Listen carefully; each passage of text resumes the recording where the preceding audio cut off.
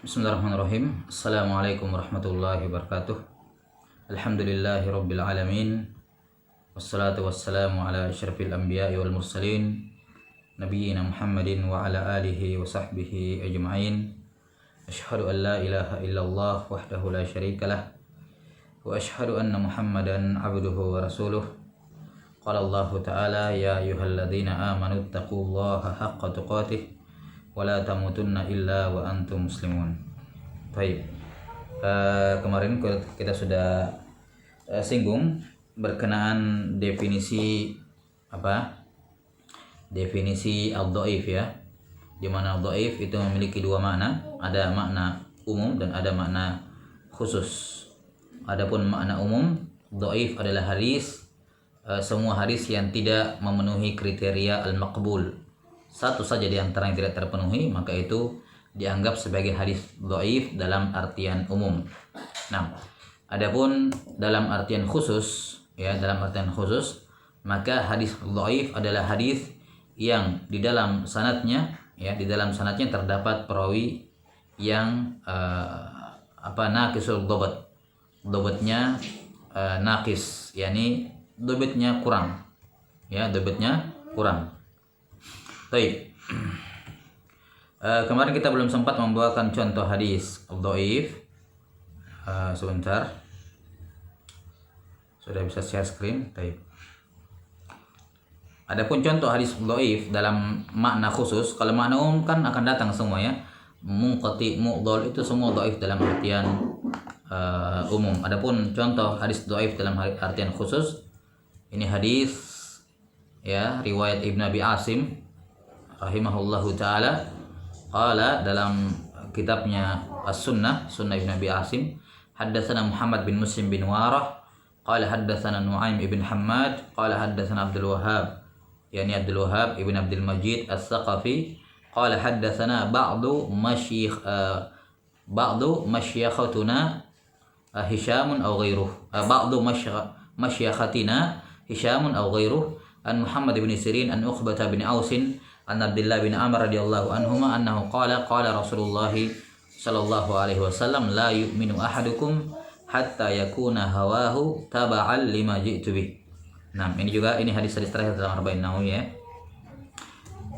Kemudian ini hadis ya dari sanadnya Muhammad bin Muslim bin Wara adalah imam thiqah ya, sezaman dengan Abu Zur'ah dan Abu Zur'ah dan Abu Hatim Ar-Razian. Beliau juga ini ulama negeri Rai. Muhammad bin Muslim bin Wara qala haddatsana Nu'aim ibn Hammad. Nu'aim bin Hammad ini guru dari Imam Al-Bukhari. Beliau imamun fis sunnah namun dhaif dalam riwayat, dhaif dalam hadis. Itu menunjukkan bahwa kokohnya ya manhaj seseorang tidak selamanya ya dia thiqah. Nah, beliau mungkin kuat dari sisi akidah, tapi dari sisi riwayat beliau rawi yang dhaif.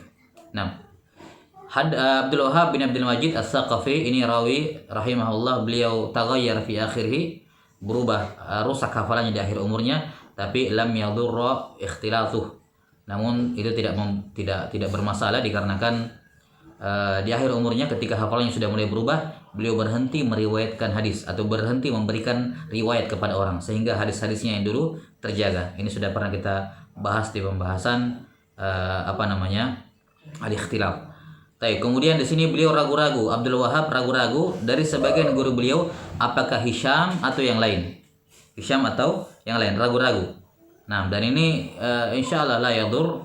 Al-asal Abdul Wahhab ibn Abdul Majid adalah rawi yang thiqah, maka pada dasarnya keraguan ini tidak berpengaruh sampai ada bukti yang menunjukkan sebaliknya. Dari Muhammad bin Sirin, dari Uqbah bin Aus, dari Abdullah bin Amr. Hadis ini hadis yang dhaif karena madarul isnad kembalinya kepada Nu'aim bin Hammad ini rahimahullahu taala ya, sanadnya semua kembali kepada Nu'aim bin Hammad dan beliau dhaifun ya, yakni hafalannya lemah, naqisul dhabat. Maka ini contoh hadis hadis dhaif. Baik. Jadi permasalahannya terletak di Al-Imam Nu'aim ibn Hammad rahimahullahu taala. Beliau dhaif fi riwayah wa in kana imaman fi sunnah. Baik. Kemudian setelah kita ketahui contoh hadis hadis dhaif ya, bahwa hadis dhaif secara khusus, dalam artian khusus adalah hadis yang di dalam sanadnya terdapat perawi yang naqisul dhabt. Nah, hadis yang dhaif ini, hadis dhaif terbagi menjadi dua. Hadis dhaif terbagi menjadi dua. Dhaif yang kita maksud di sini ketika terbagi menjadi dua, ini ya, labas. Kemudian hadis dhaif ini ketika di dalam sanadnya ada perawi yang dhaif, naqisul dhabt, jelek hafalannya, buruk hafalannya. Kemudian ada pendukung dari jalan yang lain, ya, yang juga dalam jalan yang lain tersebut ada rawi yang jelek juga hafalannya, maka ini saling menguatkan. Kenapa? Karena seperti kita katakan, sesikoh apapun seorang rawi dia tidak mungkin tidak punya hadis yang keliru. Sesikoh apapun dia, sekuat apapun hafalannya, ada waktunya dia akan salah dalam riwayat. Ya, sudah sampai sini. Karena itulah walaupun dia sikoh, tapi ketahuan ada masalah di riwayatnya akan dilemahkan walaupun dia hanya sikoh, dan itu tidak mempengaruhi derajat beliau sebagai sikoh. Maka demikian pula rawi ketika dikatakan dia dhaif, yakni naqisul dhabt, bukan orang yang tidak ada hafalannya sama sekali. Dia ada hafalannya, cuman kurang hafalannya. Ya, bukan orang tidak bisa menghafal sama sekali, itu tidak mungkin. Jelas? Jadi dia punya hafalan, dia bisa menghafal, namun tadi hafalannya buruk, kurang kuat. Namun seburuk-buruknya hafalan seseorang, tidak mungkin semua hadisnya salah. Tidak mungkin 100% semua hadisnya itu salah. Pasti ada hadis-hadis tertentu di mana dia benar di situ. Nah, seorang rawi yang jelek hafalannya, ketika dia meriwayatkan sebuah hadis dan ditemukan dalam jalan lain, rawi dhaif juga, rawi yang lain juga dhaif, jelek juga hafalannya, meriwayatkan hadis yang sama, maka ini adalah indikator bahwasanya untuk hadis ini inilah hadis-hadis baiknya dia. Di sinilah hadis-hadis yang dia kuat hafalannya. Mana buktinya? Buktinya ada rawi lain juga yang menghafal hadis itu dengan lafaz seperti itu. Walaupun dia juga dhaif, nah ini setidaknya bisa saling mendukung satu sama lain.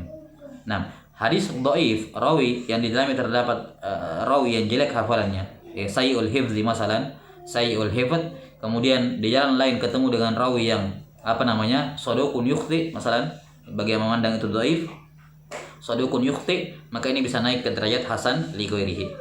Bisa naik ke derajat hasan li ghairihi. Dan ini tidak hanya berlaku untuk dhaif dikarenakan jelek hafalannya, dhaif dalam artian khusus, tapi juga mencakup dhaif dalam artian umum. Ya. Maka ini pembagian dhaif, ini dhaif terbagi menjadi dua. Dhaif yang kita maksudkan di sini bukan lagi dalam artian khusus, tapi fi ma'nahu al-am, dalam artian umum. Terbagi dua, ada dhaifun yang jabir, dhaif yang bisa menjadi kuat, yakni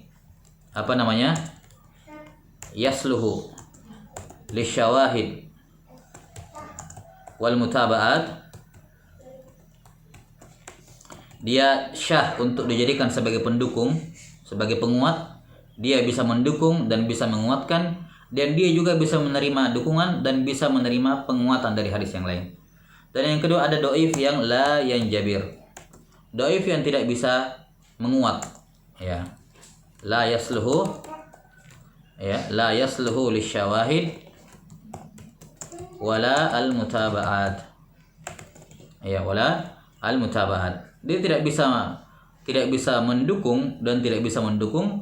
Dia juga menguatkan, dia juga tidak bisa didukung dan tidak bisa dikuatkan. Tidak bisa apa-apa. Taib. Dhaif yang jabir ini adalah dhaif yang yasir, dhaifnya ringan. Misalnya itu tadi rawi yang kurang bagus hafalannya. Dia punya asal hifz, dia punya asal dhabt tapi naqis dhabtnya. Atau inqita'nya yasir, mudallas, mursal. Ya, inqita' yang bukan kayak hadis mu'allaq yang satu sanad hilang misalnya, ya. Ala kulli hal yang seperti ini. Ya, walaupun kan bentuk mu'allaq juga macam-macam. Ada di antara bentuk mu'allaq yang tampilannya seperti mudallas atau seperti munqati misalnya. Kalau si penulis buku atau si mukharrij hanya menghilangkan gurunya, sebagaimana akan datang nanti pembahasan mu'allaq insyaallah taala. Nah, hadis doif yang bisa naik ke derajat hasan adalah hadis doif yang Jabir ini. Nah, yakni yang hadis doif tersebut sisi doifnya tidak terlalu berat. Ya, kalau yang lain Jabir, ya misalnya muttaham bil kadzib, ya muttaham bil kadzib, tertuduh berdusta, apalagi kalau berdusta beneran. Baru tertuduh berdusta saja sudah tidak mungkin layan Jabir. Atau rawi yang hafalannya sangat parah atau tidak ada hafalannya sama sekali. Ya, tidak ada hafalannya sama sekali. Atau rawi yang fasik. Ya. Rawi yang fasik, dia peminum khamar, ya dia peminum khamar, dia berjudi, rawi tapi menjudi masalah. Maka yang seperti ini layan Jabir. Tidak bisa menguatkan dan tidak bisa dikuatkan. Istilahnya kalau dari sisi penamaan hadis, ya hadis-hadis yang berada pada tingkatan dhaif jiddan ke bawah, dhaif jiddan atau lebih rendah daripada dhaif jiddan, itu tidak bisa diterima, tidak bisa menguatkan. Lain Jabir wala yunjabar, ya la yunjabar bihi. Nah, sementara di atas dari dhaif jiddan, ini masih bisa menguatkan. Taib. Nah, inilah yang dikatakan dengan hasan li ghairihi. Hadis hasan li ghairihi adalah hadis dhaif yang menerima penguat dari jalan yang lain. Ya, adapun definisi resminya al-haddur rasmi yang disebutkan, tarif yang paling masyhur dari hasan li ghairihi adalah apa yang disebutkan dari Imam Tirmidzi rahimahullahu taala. Ya, di mana Tirmidzi mengatakan ayyakuna, ya, fil isnadihi alla yakuna fi isnadihi man la yuttaham man yuttaham afwan alla yakuna fi isnadihi man yuttaham bil kadhib wa la yakunu al hadith syadzan wa yurwa min ghairi wajhin nahwa dzalik. Nah, fahuwal hasanu indana. Ini tarif dari hasan menurut At-Tirmidzi yang beliau sebut dalam Kitabul Ilal di akhir Sunan Tirmidzi. Ya. Jelas sampai sini dan sangat ajaib, nanti kita akan sebutkan kalam dari Ibnu Katsir rahimahullahu taala mengingkari penyebutan definisi hasan dari Imam At-Tirmidzi, padahal itu warid dalam Al-Jami'. Taib. Kata beliau, hadits hasan adalah alla yakuna fi isnadihi man yuttaham bil kadzib. Di dalam sanadnya tidak boleh ada perawi yang tertuduh berdusta, yakni yuttaham bil kadzib au man fi martabatihi au dunahu. Jadi di dalam sanadnya tidak boleh ada rawi yang muttaham bil kadzib atau yang selevel dengan dia atau bahkan lebih di bawahnya. Jadi kalimat mayyuttaham bil kadzib ini sekedar tamsil, ya, mewakili rawi-rawi yang parah kelemahannya, parah dhaifnya. Jelas sampai sini? Jadi di dalam sanadnya tidak boleh ada rawi yang muttaham bil kadzib. Nah, maka rawi-rawi yang muttaham bil kadzib atau di bawahnya atau yang selevel dengannya ini tidak bisa masuk dalam kriteria hadis hasan li ghairihi. Nah, maka yang masuk adalah maka kalimat ini sampai pada kalimat mayyuttaham bil kadzib isyarat dari Imam Tirmidzi bahwa hadis yang bisa menjadi hasan li ghairihi adalah hadis dhaif yang tidak parah, ya, yang laisa syadidad dha'af, tidak parah lemahnya. Kemudian wala yakunul haditsu syadzan. Hadisnya tidak boleh syadz. Ya kan? Tidak boleh syadz. Biar datang dari 10 jalan, ya, atau misalnya ada satu hadis nih. Ada satu hadis dhaif dia. Sudah sampai sini? Dhaif. Nah, kemudian ada jalan lain. Ya, ada jalan lain dari jalan yang sama dan terjadi perbedaan lafaz. Maka di sini tidak boleh dikatakan jalan yang lain ini menguatkan si dhaif ini, tidak. Kenapa? Karena dia dalam hal ini syadz, menyelisih yang lain. Dan tentunya syadz yang diinginkan di sini oleh Imam Tirmidzi adalah munkar. Ya, karena di istilah ulama al-mutaqaddimin tidak ada perbedaan antara syadz dan munkar. Mereka mengitlaqkan munkar untuk syadz dan mereka menggunakan juga kata syadz untuk munkar. Yani intinya syadz maupun munkar sama-sama terjadi mukhalafah, di mana yang syadz atau yang munkar ini sebagai hadis yang kalah. Hadis yang kalah kuat itu dinamakan syadz ataupun dikatakan munkar. Perbedaan antara syadz dan munkar itu baru datang dari kalangan ulama mutaakhirin yang membedakannya. Ya, sebagaimana yang akan datang nanti penjelasannya. Baik. Jadi wala yakunul hadits syadzan yakni mungkaran. Ya, karena kan menurut istilah mutaakhirin kalau rawi dhaif menyelisih yang lain ya namanya mungkar. Dan di sini kan berbicara mengenai rawi yang ya dhaif tapi tidak sampai muttaham bil kadzib. Maka di sini menunjukkan kalimat syadz oleh Imam Tirmidzi ini bermakna mungkar di kalangan mutaakhirin. Nah, ya ini di kalangan mereka, di kalangan mutaqaddimin sama saja syadz mungkar syadz tidak ada bedanya. Jadi ini dari sisi penamaan. Kemudian kenapa tidak bisa mendukung? Karena hadits syadz itu adalah hadis yang tidak ada. Hadits syadz adalah hadis yang muncul karena salah hafal seorang perawi. Perawinya salah hafal, dia kira begini padahal tidak seperti itu. Maka bagaimana mungkin hadis yang asli, hadis yang benar mendukung hadis yang muncul gara-gara salah hafal? Jadi tidak mungkin. Jelas sampai sini ada satu hadis. Ya, kemudian datang lima jalan hadis itu. Tapi 5 ini menyelisihi satu ini. Kan tidak mungkin dikatakan 5 ini menguatkan yang satu. Tidak mungkin karena satu ini lahir gara-gara salah hafal. Makanya kata beliau wala yakunul haditsu syadzan. Tidak boleh hadis yang di dalam perawinya itu ada rawi ya yang dhaifnya ringan, dia tidak boleh syadz. Kemudian syarat yang ketiga dari hadits hasan li ghairihi yaitu wa yurwa min ghairi wajhin nahwu dzalik. Diri hadis tersebut diriwayatkan dari jalan yang lain nahwu itu mirip dengannya. Maksud mirip dengannya yakni beda-beda tipis dengan dhaifnya yang pertama. Ya. Yang jelas jangan sampai masuk juga ke derajat dhaif yang syadid. Ya, dia juga dhaif tapi beda-beda tipis lah, sama-sama dhaifnya ringan. Itu makna nahwu dzalik. Maka ketika ada pendukung dari jalan yang lain yang dhaif juga seperti dirinya dan tidak terjadi mukhalafah di antara keduanya sehingga tidak bisa dikatakan ini yang satunya mungkar, satunya ma'ruf dan selainnya, maka kita katakan ini yang bisa naik ke derajat hasan li ghairihi. Kata Tirmidzi rahimahullah, fa huwal hasanu indana. Inilah makna hasan menurut kami, yakni yang tersebut dalam Sunan Tirmidzi, dalam Jami' Tirmidzi. Kalau beliau mengitlaqkan kata hasan, maka maksudnya adalah dhaif yang mendapatkan penguat, hasan li ghairihi. Ini istilah khusus untuk Imam Tirmidzi. Ya, istilah khusus untuk Imam Tirmidzi. Kalau beliau mengatakan hasan, maka maksudnya hasan li ghairihi. Jelas bukan bermakna hasan li dzatihi, tapi hasan li ghairihi. Ya, ini tentunya berlaku maknanya kalau hasan disebutkan indal itlaq, yakni dikatakan hadza haditsun hasan. Tapi kalau Tirmidzi mengatakan hadza haditsun hasanun sahih, ya maknanya lain lagi. Sudah berlalu kita bahas. Hasanun sahih itu tashih terhadap hadis. Atau Tirmidzi mengatakan hadza haditsun hasanun gharib. Apa makna hasan gharib? Ada lagi maknanya yang jelas bukan hasan. Bukan hasan saja. Adapun kalau hasan saja sendiri diitlaqkan tanpa ada embel-embel sifat yang lain, dikatakan hadza haditsun hasan, maka Tirmidzi memaksudkan hasan li ghairihi. At-Tirmidzi memaksudkan hasan li ghairihi. Jelas? Yani ketika beliau mengitlaqkan tanpa menambahkan sifat-sifat yang lain pada hadis tersebut. Baik. Contoh hadits hasan li ghairihi.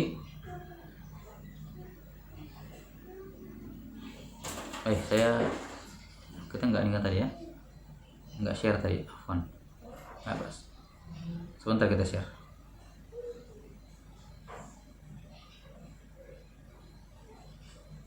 Oh iya, afwan, saya lupa. Taib, ini contoh hadits hasan li ghairihi.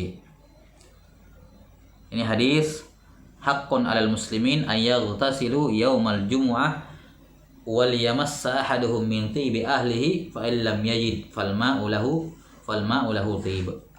Hak, yakni wajib atas setiap muslimin untuk mandi pada hari Jumat dan memakai wangi-wangian. Kalau tidak dapat wangi-wangian, maka air adalah parfum bagi dirinya, yakni mandi. Itu sudah cukup.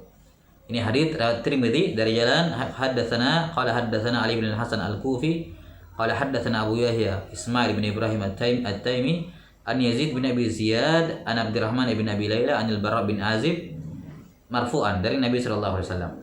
Nah, kemudian Al-Baghawi meriwayatkan dengan sanadnya haddatsana Ahmad ibn Mani qala haddatsana Husyaim an Yazid bin Abi Ziyad bihadzal isnad mislahu.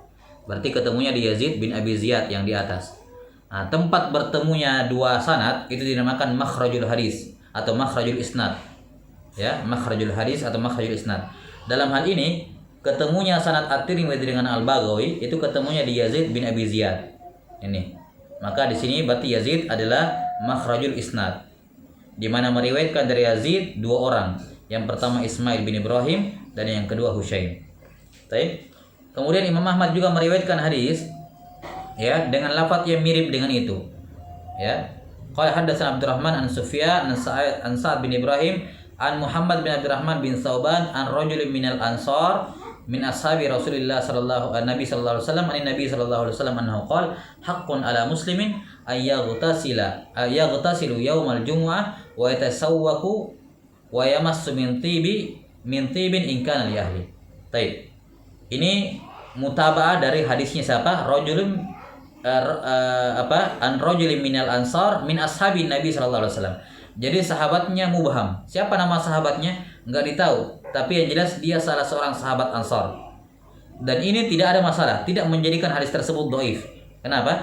Karena selama dia sahabat, walaupun mubham, enggak disebut namanya, tidak ada masalah. Yang penting dipastikan dia sahabat.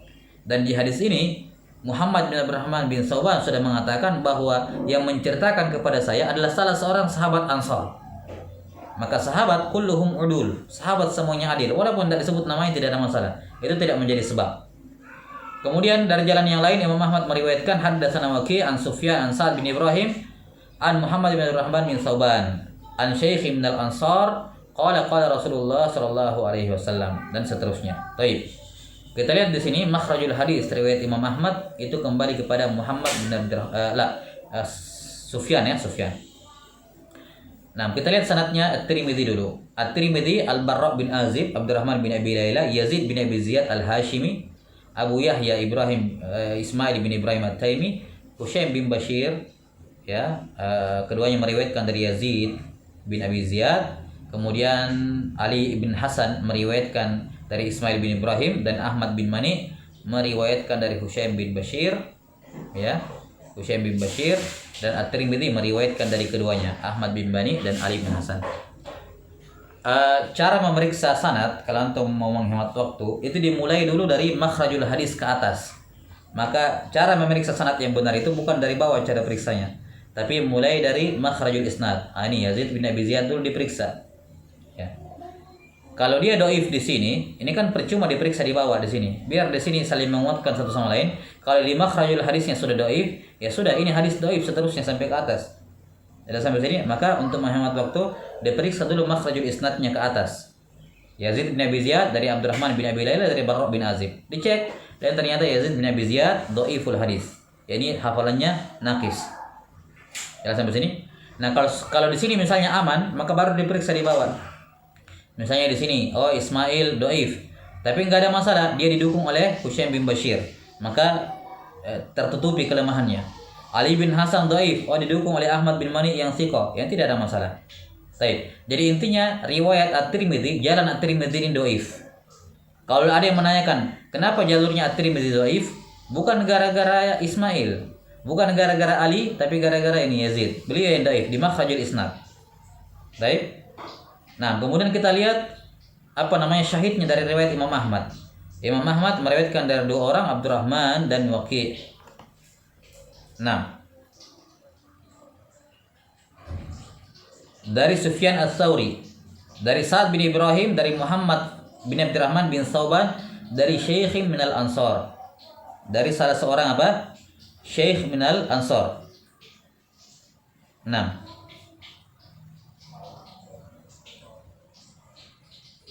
di sini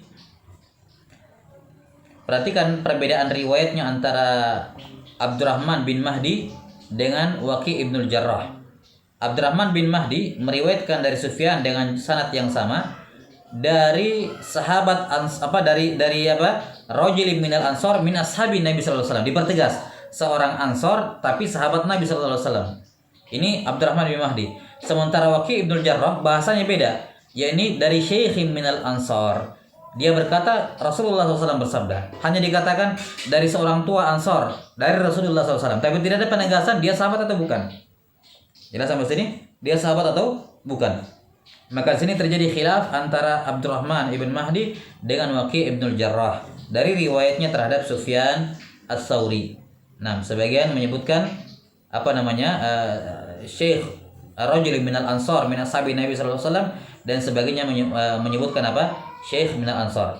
Nah, sekarang di sini saya ambil kemungkinan yang kedua, yakni yang kuat riwayatnya di sini adalah Waki' Ibnul Jarrah, sehingga Syekh minal Ansar ini mubham, bukan sahabat, karena dari ketegasan dia sahabat dari Nabi Shallallahu Alaihi Wasallam. Maka adanya rawi mubham dalam sanad ini juga min qismil dhaif. Nah, min qismi al-dhaif.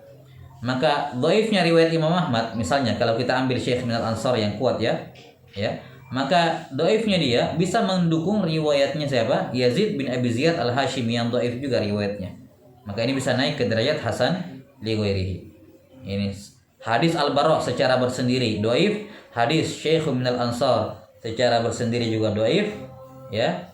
Nah, maka ini bisa naik ke derajat hasan li ghairihi. Wallahu taala alam bissawab. Dan tentunya ada contoh-contoh yang lain ma'ruf dalam buku-buku mustalahul hadis. Baik. Ala nuwasil.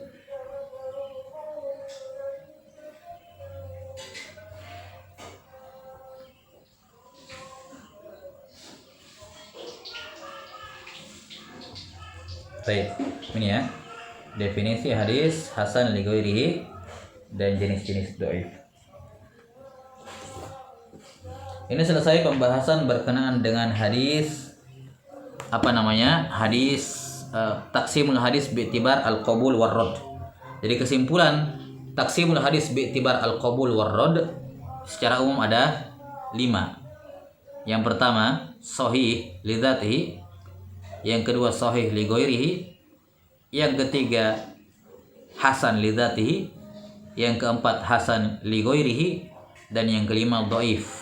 Ya, dan dhaif ini ya memiliki banyak taksim, aqsamun kusur. Ada banyak taksim jenis-jenis hadis dhaif dari sudut pandang sebab dhaifnya. Kenapa dia dhaif? Ya, ini dhaif dalam artian umum. Nah, kalau begitu sekarang kita akan buat kesimpulan. Kita sudah mengetahui taksimul hadis bi'tibar qabul war-radd, dan kita bisa simpulkan bahwasanya hadis-hadis yang makbul ada 4, ya kan? Sahih li dzatihi, sahih li ghairihi, hasan li dzatihi, hasan li ghairihi. Kalau begitu apa syurut al-qabul? Syurut al-qabul yang pertama. Ya, yang pertama syurut al-qabul ittisalus sanad. Baik. Yang kedua adalatu ar-rawi. Ya, adalatu ar-rawi atau adalatu ruwat. Kemudian yang ketiga dhabtu ar-ruwat. Harus punya dobat. Di sini dobat mencakup di dalamnya tam ataupun khafif, sehingga mencakup di dalamnya sahih ataupun hasan. Syarat yang kelima adamu syudzud, tidak syadz, dan yang kelima adamu al-illah al-qadihah. Ya. Tidak memiliki illat yang merusak keabsahan hadis. Dan syarat yang keenam ayurwa min ghairi wajhin. Ini khusus untuk apa? Untuk hasan li ghairihi. Ini syarat yang keenam, ayurwa, yakni hadis tersebut diriwayatkan dari jalan yang lain. Ini tambahan syarat makbul untuk hadis hasan li ghairihi. Ini kesimpulan syurut al-qabul. Jadi kalau dikatakan apa syurutus sihah, ada 5. Baik. Tapi ada 5, namun pada kalimat dhabat ditambahkan tamul dhabat. Apa syarat hasan? Ada 5 juga, tapi pada dhabat dikatakan khafiful dhabat. Nah, apa syarat makbul? Kita katakan ada 6. Sehingga kalau kita masukkan tambahan yang ke-6, maka masuk juga di dalam hadis makbul, ya. Masuk juga di dalam hadis makbul, yaitu hadis hasan li ghairihi, hadis dhaif tapi ada pendukung dari jalan yang lain. Ayurwa min ghairi wajhin, ya, tentunya nahwu dzalik, ya. Nahwu dzalik. Ya, ini mirip dhaifnya kayak itu, kurang lebih seperti itu. Baik, ini selesai pembahasan taksimul hadis bi'tibar al-qabul war-radd. ثم قال الحافظ ابن حجر العسقلاني رحمه الله تعالى وزيادة راويهما مقبولة ma lam taqa munafiyatan liman huwa awthaqu min. Kemudian beliau membicarakan suatu masalah qadiyah yang sangat masyhur dan mengundang banyak perdebatan di kalangan muhaddisin atau di kalangan fuqaha dalam dalil-dalil yang mereka gunakan dalam masalah ziyadatu as-siqah namanya. Jadi qadiyahnya namanya ziyadatu as-siqah, di mana ada seorang perawi siqah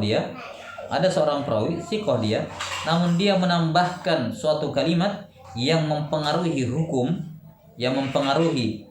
hukum hadis tersebut, kandungan hadis tersebut, baik mempengaruhi dalam bentuk menambah hukum atau mengurangi hukum atau merubahnya.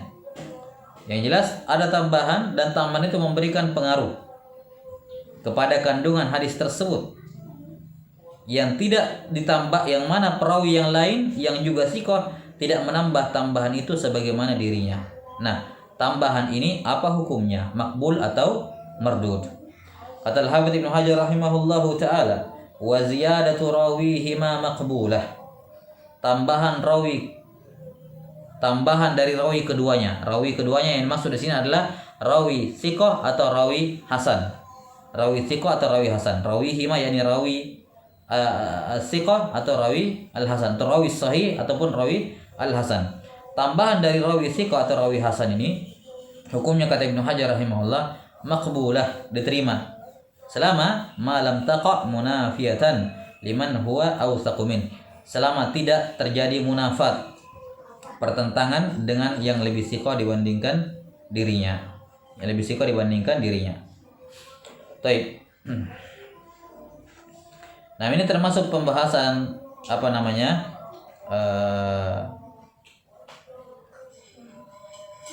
ziyaratus thiqah. Di matan Nukhbatul Fikar, Al-Hafidz Ibnu Hajar rahimahullah mengglobalkan, yakni tambahan perawi makbul diterima selama tidak bertentangan dengan yang lebih thiqah dari dirinya. Ya, lebih thiqah dibandingkan dirinya. Nah, yang dimaksud dengan oleh Al-Hafidz di sini rahimahullahu taala malam taqa munafiyatan, yakni selama tidak mukhalafah dengan rawi yang tidak thiqah, dengan rawi yang thiqah.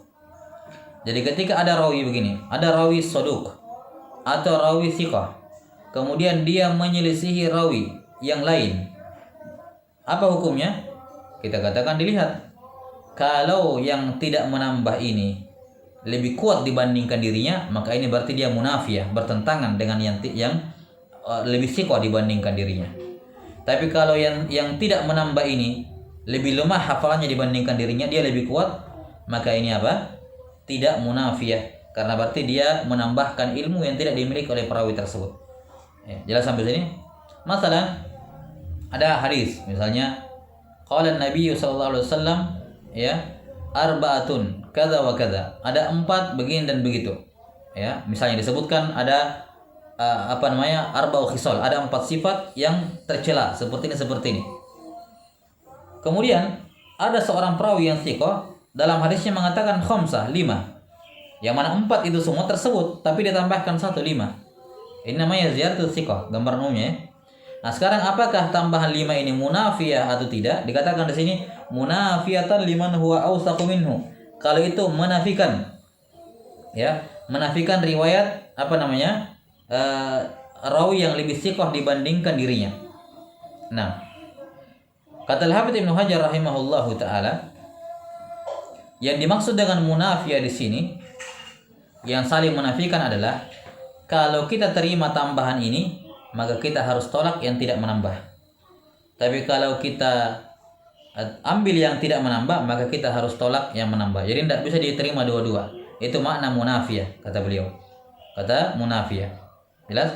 Artinya kalau kamu menerima tambahan ini, maka itu kamu tolak. Tapi kalau tidak, maka apa? Ya, itu tidak munafiyah. Kata Al-Hafidz Ibnu Hajar di matan, bahwasanya kalau tambahan tersebut tidak munafiyah, dalam artian kalau saya ambil yang hadis ini yang mengatakan 5 khisal, apakah yang 4 berarti saya tolak?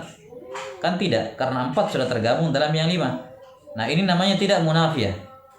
Tidak munafiyah. Kalau dia tidak munafiyah, maka diterima secara mutlak, langsung diterima saja. Jelas sampai sini? Langsung diterima saja. Tapi kalau munafi ya, misalnya kalau ini diambil yang itu harus ditolak, misalnya satunya kalimatnya mengisbat suatu hukum, sementara hadis yang lain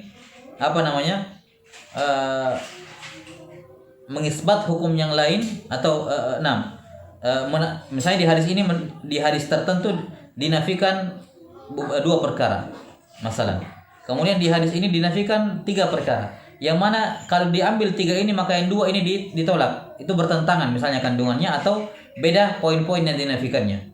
Ya. Maka yang seperti ini kata beliau, kalau saling menafikan ya, maka di sini butuh ditarjih.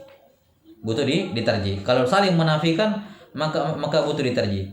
Misalnya yang kita sudah pernah kasih contoh dulu, hadis di mana Nabi Shallallahu alaihi wasallam menggerakkan jarinya masalah. Ya, kemudian dikatakan berisyarat. Nah, maka di sini ketika kita mengatakan digerakkan jarinya, maka itu bertentangan dengan isyarat, karena isyarat itu asalnya tidak bergerak. Ya. Ada yang mengatakan seperti itu ya penafsirannya, sehingga dianggap itu munafi ya. Dan ada yang mengatakan tidak saling menafikan. Yang mengatakan bergerak telunjuknya ketika tasyahud dengan yang mengatakan berisyarat itu tidak saling menafikan karena bisa dipadukan. Ya. Jelas sampai sini? Ala kulli hal, ini salah satu pendapat yang disebutkan di sini oleh Hafidz Ibnu Hajar rahimahullahu taala mengenai ziyadah dari rawi yang thiqah. Apa hukumnya? Ya, secara umum ada beberapa pendapat di kalangan para ulama mengenai ziyadah as-thiqah. Ya. Secara umum ada beberapa pendapat di kalangan para ulama mengenai ziyadah as-thiqah. Apakah makbul atau mardud? Ya. Al-qaul awal, pendapat yang pertama mengatakan bahwasanya ziyadah dari rawi yang thiqah itu makbul mutlaqan, diterima secara mutlak. Kenapa? Dia rawi thiqah. Dia bukan pendusta, dia bukan pembohong. Dia rawi thiqah. Sebagaimana kalau rawi thiqah ini sendirian meriwayatkan hadis, tidak ada yang mendukung. Misalnya ada hadis gharib misalnya. Gharib mutlak, cuman jalur dia sendirian dan dia rawi thiqah, maka kata-kata mereka kita terima. Maka sebagaimana ketika dia datang membawa hadis sendirian kita terima, maka demikian pula ketika dia sendirian menambahkan suatu lafaz, itu juga diterima secara mutlak. Karena dia seorang thiqah, hafalannya bagus dan dia bukan pendusta. Jelas sampai sini? Ini pendapat yang pertama yang mengatakan hadis hukmu ziyadah as-thiqah ya. Nah, hukum ziyadah as-thiqah yang pertama makbulun mutlaqan. Yang kedua mardud mutlaqan. Ditolak secara mutlak. Nah, kenapa ditolak secara mutlak? Alasannya begini. Sekarang ada hadis yang tidak menambah. Kemudian ada tambahan. Dan tambahan ini tidak ditambah oleh orang ini, maka hukum asal hadis nabawi itu ikhtiyar. Hukum asal menyikapi hadis nabawi itu kita harus hati-hati menisbatkan kepada Nabi SAW. Maka ini tambahan dari rawi ini, jelas ini adalah masykukun fi, diragukan. Sama kalau maka tatkala diragukan maka kita pilih lafaz yang paling kecil, yakni yang tanpa tambahan. Ya, sama kalau kita sahu ya dalam sholat rakaat kedua atau rakaat ketiga, yang meyakinkan ya yang kurang, yang rakaat kedua, rakaat ketiga masykuk. Maka sama seperti di sini, yang meyakinkan adalah tidak pakai tambahan. Tambahan ini diragukan karena adanya mukhalafah. Adanya apa? Mukhalafah dengan rawi thiqah yang lain. Sama-sama thiqah, berbeda riwayatnya. Ini melahirkan riba, ya, melahirkan syak. Maka mereka katakan yang paling aman adalah ditolak tambahan tersebut. Kita ambil hadis yang kurang saja, yang tidak menambah. Jelas sampai sini? Nah, jadi berbeda pandang dalil dengan yang mengatakan makbul mutlak. Kalau makbul mutlak mengatakan orang dia bawa datang hadis sendirian, bawa hadis kita terima karena dia thiqah. Apalagi di sini dia memberikan tambahan, sendirian membawakan tambahan lafaz baru, ya. Dan mereka mengatakan alladzi ya'lam hujjatun ala man la ya'lam. Yang mengetahui lafaz tambahan itu hujjah kepada yang tidak tahu. Nah, dia thiqah, ya diterima. Nah, ini pendapat yang kedua. Pendapat yang ketiga adalah apa yang disebutkan di sini oleh Al-Hafidz Ibnu Hajar rahimahullah dengan membedakan farqun bainal munafa Ya. Bainal munafa wa ghairu al-munaf. Ya. Mereka membedakan antara apakah tambahan itu munafiyah dengan asal hadis atau tidak munafiyah. Apa maknanya munafiyah? Kalau ini lafaz tambahan diterima, maka yang lain ditolak. Kalau itu ditolak, kalau yang itu diterima, maka tambahan ini ditolak. Itu namanya munafiyah. Misalnya tadi Nabi SAW berisyarat dengan telunjuknya. Satu hadis mengatakan wa yuharrikuha. Nabi SAW menggerakkannya. Hadis yang lain mengatakan wala yuharrikuha, dan beliau tidak menggerakkan. Nah, yang seperti ini munafiyah jelas. Yang seperti ini apa? Munafiyah. Jelas sampai sini? Nah, atau contoh misalnya hadis tambahan dalam riwayat Muslim, dalam hadis jilatan anjing itu dikatakan oleh Nabi sallallahu alaihi wasallam fal yuriqhu, hendaknya dia buang airnya. Ya, kalau diambil ini hadis tambahan fal yuriqhu, jelas sampai sini, maka ini menunjukkan bahwa najisnya, liurnya anjing itu najis. Kenapa? Karena air di masa itu, terutama air tawar di zaman itu perkara yang sangat berharga. Tidak mungkin mereka buang begitu saja airnya. Tidak mungkin Nabi suruh buang kalau memang sudah tidak bisa dipakai. Ya, ini karena dia najis. Nah, kalau itu tambahan diterima, maka kita akan mengatakan liur anjing najis masalah. Ini menurut mazhab Malikiyah ya. Nah, tapi kalau tambahan tersebut tidak diterima, ya, maka kandungannya juga berbeda. Maka yang seperti ini munafiyah. Yang seperti ini apa? Munafiyah. Nah, kapan terjadi munafiyah? Maka harus diterjih. Tapi kalau tidak terjadi munafiyah, tidak terjadi saling tidak bisa diterima dua-duanya, intinya begitu ya, bisa diterima atau dua-duanya, bisa dipadukan dua-duanya, maka tidak perlu ada yang ditolak, nggak perlu ada diterima semua saja. Ya, tidak ada yang perlu ditolak menurut saya. Terima saja semuanya. Terima saja semuanya. Jelas sampai sini? Nah, misalnya dalam hadis dikatakan ayatul munafik salas. Di hadis lain dikatakan arbaun man kunna fihi fahuwa munafiqun. Ya, munafiqun khalis. Satu hadis dikatakan tanda munafik 3. Di hadis lain dikatakan ada 4. Yang siapa 4 sifat ini terdapat padanya, maka dia munafik. Satunya 3, satunya keempat. Ya sudah, tidak perlu tidak saling munafikan. Kata mereka seperti itu. Ini sekedar contoh ya, walaupun itu dari hadis yang berbeda tentunya. Nah, karena kita berbicara mengenai ziyarat istiqo, itu dari satu hadis yang sama. Dari satu hadis yang sama. Nah, jelas intinya munafik dan ghairu munafik seperti itu. Kalau dia ghairu munafik, yang bisa dikompromikan, bisa dipadukan, maka tidak perlu ditarjih. Ya, menurut pendapat sebagian ulama yang menghasankan hadis Nabi menggerakkan jarinya, kata mereka Nabi menggerakkan tidak bertentangan dengan asal isyarat wa yushiru bi usbu'ihi misalnya. Ya, apakah munafiyah antara yuharrikuha dengan yushiru bi usbu'ihi? Kata mereka tidak munafiyah. Karena ketika dia yuharriku dia menggerakkan jarinya ketika bertasyahud, menggerakkan itu tidak munafiyah dengan isyarat, karena tetap dia berisyarat. Maka pada dasarnya tidak perlu diterjih, itu kita terima langsung tambahan wa yuharrikuha, beliau menggerakkan tersebut. Kita tak terima langsung, nggak perlu diterjih. Kenapa? Karena tidak munafiyah. Terjih hanya dibutuhkan kalau munafiyah. Ini pendapat yang ketiga. Pendapat yang keempat, ya. Pendapat yang keempat mengatakan bahwasanya al-ibratu bil qara'in. Laisa fihi qaidatun, ya, qaidatun. Nah,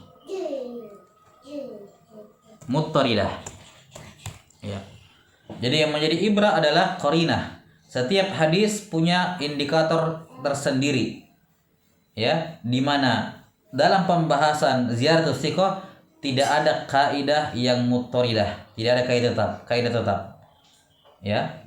Namun yang mereka lakukan adalah setiap kali terjadi mukhalafah, mereka enggak lihat munafiyah tidak munafiyah. Pokoknya kapan terjadi mukhalafah, ketika itu berpengaruh pada makna hadis, baik menambah atau mengurangi atau merubah, ya, terserah menafikan bisa dikompromikan atau tidak, tapi ketika terjadi mukhalafah seperti itu, maka mereka mengatakan ini harus ditarjih dengan qara'in, ya, ditarjih dengan qara'in. Dan inilah yang dilakukan oleh para ulama. Inilah amalan para ulama nuqad al-hadis, ya, para pengkritisi hadis, imam, ya, fi ahli ilal, semacam Abdurrahman bin Mahdi, Yahya bin Sa'id al-Qattan, Ahmad ibn Hanbal, Yahya bin Ma'in, Ali ibn al-Madini, Imam al-Bukhari, Abu Zur'a, Abu Hatim an-Nasai, Daraqutni.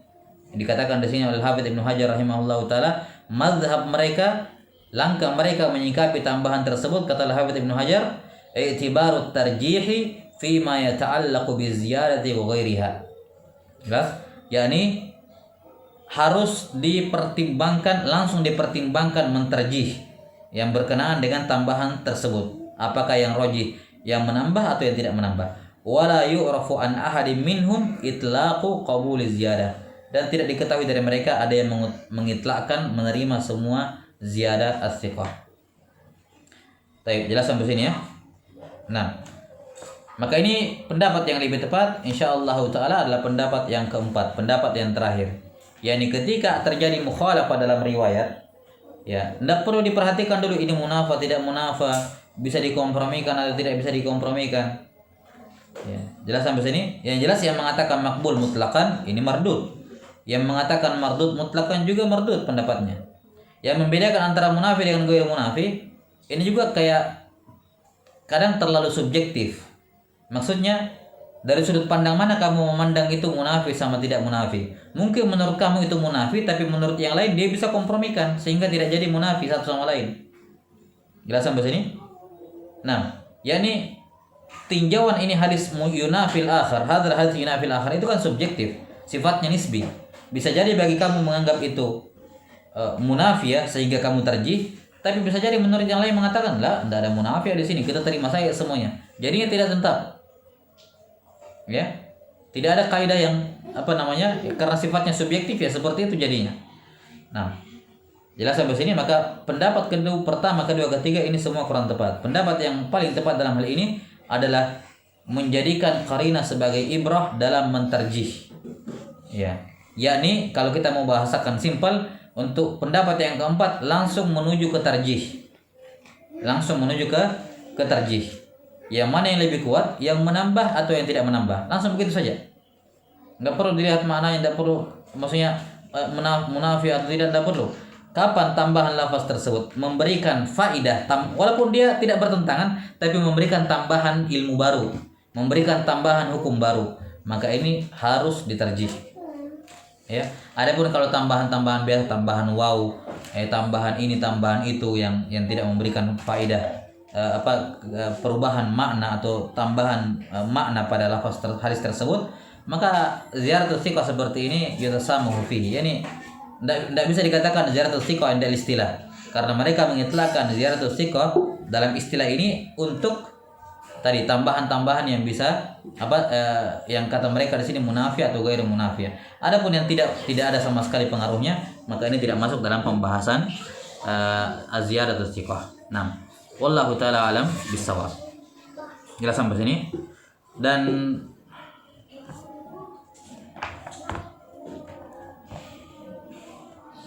contoh yang disebutkan di sini atau mukhalafatus thiqah, ya.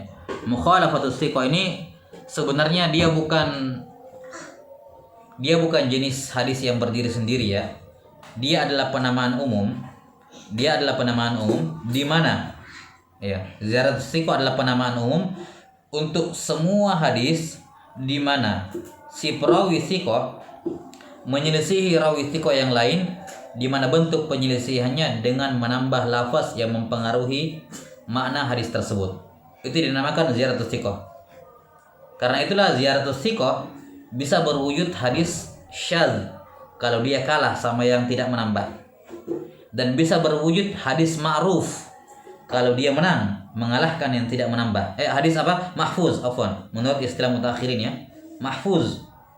Sementara yang tidak menambah itu syadz. Dan bisa juga ziyaratus thiqah berupa al-mazid fi muttasil asanid, yang dia dhaif di situ. Atau bisa jadi juga ziyaratus thiqah yakni diterima, makbul ziyadahnya. Tidak mesti juga ditolak, bisa jadi diterima. Maka ini ziyaratus thiqah adalah bentuk penamaan umum di mana terdapat ikhtilaf di dalam riwayatnya, di mana ikhtilaf terjadi antara sesama thiqah. Ya, kita tidak berbicara masalah kuantitas berapa lawan berapa. Yang penting sesama thiqah. Jelas? Nah, di mana salah satunya ada yang lebih unggul dibandingkan yang lain, atau bisa jadi juga dua-duanya benar. Dan ini juga diambil langkah, tidak jarang para ulama mengambil langkah ketika mereka mendapatkan hadis tambahan, ada ziaratus thiqah misalnya. Ya, satunya menambah, satunya tidak menambah. Kadang mereka mengatakan dua-duanya benar, tidak ada yang salah. Ini yang tidak menambah, dia mungkin ceritakan di awal-awal dulu. Di awal-awal dia baru mendengarkan ini. Kemudian belakangan dia mendapatkan yang baru, kemudian dia tambah. Ya, atau mungkin ya, macam-macam taklilnya mereka. Karena itulah tidak ada kaidah muttaridah dalam hal ini. Tidak ada kaidah muttaridah dalam hal ini. Ya, misalnya kalau ketahuan antara dua orang ini beda majelis samanya, maka ini bisa kita katakan yang mendengar pertama ini yang tidak menambah, ya wajar pertama-pertama. Belakangan-belakangan gurunya mendapatkan ilmu yang baru, ya, atau riwayat yang baru yang kemudian ditambahkan. Jadinya dia punya lafaz tambahan. Bisa jadi kalau majelis samanya berbeda seperti yang kita kasih contoh dalam nuskhah Sahih Al-Bukhari antara riwayatnya An-Nasafi dengan riwayatnya siapa? Abdullah bin Yusuf Al-Firabri, ya, Muhammad bin Yusuf Al-Firabri, Muhammad bin Yusuf Al-Firabri dengan An-Nasafi. Ini kan jarak atau jumlah hadis dalam nuskhahnya An-Nasafi itu jauh lebih sedikit dibandingkan nuskhahnya Al-Firabri. Di nuskhah Al-Firabri tentunya banyak tambahan hadis yang tidak terdapat dalam nuskhahnya An-Nasafi. Terus apa dikatakan? Apakah dikatakan nuskhahnya An-Nasafi salah semuanya? Kita katakan tidak, karena ini majelis yang berbeda. An-Nasafi mendengarkan Sahih Bukhari dari Imam Al-Bukhari secara langsung di awal-awal amar, yakni karena di awal-awal pertama kali beliau menulis Sahih Bukhari, ya. Kemudian Al-Firabri mendengarkan Sahih Bukhari belakang-belakangan, di menjelang akhir-akhir hidup Al-Bukhari rahimahullah. Beliau termasuk orang-orang yang bukan menjelang ini, ya. Jadi beliau dengar beberapa kali Sahih Bukhari, dan beliau termasuk yang terakhir majelis-majelis terakhir beliau masih dengar dari Al-Bukhari sebelum beliau meninggal, majelis pengulangan yang terakhir. Nah, maka kita katakan di sini beda majelis, maka wajar ada tambahan yang ini, di sini tidak ada menambah. Yang seperti ini tidak perlu diterjih. Justru kita katakan sudah dua-dua nuskhah ini benar, tidak ada yang salah. Cuman, ini tadi karena ini majelis yang terakhir, berarti dia lebih lengkap, maka ini ditambahkan kepada yang itu. Itu juga tidak salah, itu benar, tapi ada tambahan. Kita sampai sini. Nah, ini yang saya katakan tadi, sikap para ulama dalam menyikapi az-ziyaratus thiqah, kadang mereka menolak, kadang mereka menerima, kadang mereka menolak tambahan tersebut, kadang mereka menerima tambahan tersebut, dan kadang membenarkan dua-duanya, yang menambah benar, yang tidak menambah juga benar. Jadi sampai sini semuanya berputar di atas qara'in, dan ini banyak contohnya ketika kita membaca hadis-hadis tentang hadis tentang ilalul hadis, ya, tentang hadis-hadis yang padanya terdapat illah yang qadihah. Baik, wallahu taala alam bisawab. Saya kira cukup sampai sini. Afwan, tadi saya terlambat masuk.